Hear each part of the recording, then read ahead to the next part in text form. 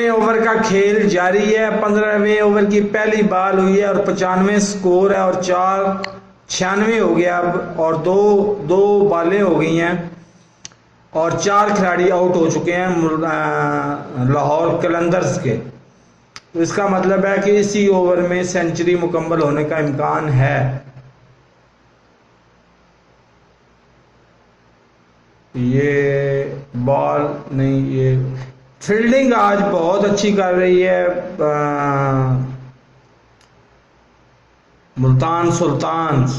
Fielding बहुत अच्छी कर रहे हैं, इस वजह से ये स्कोर बचा पा रहे हैं।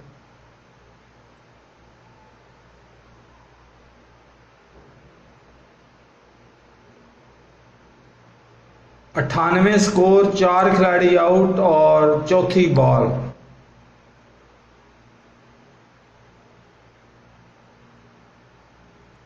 पंद्रहवें ओवर की चौथी बॉल, 2 बॉलें रहती हैं अभी।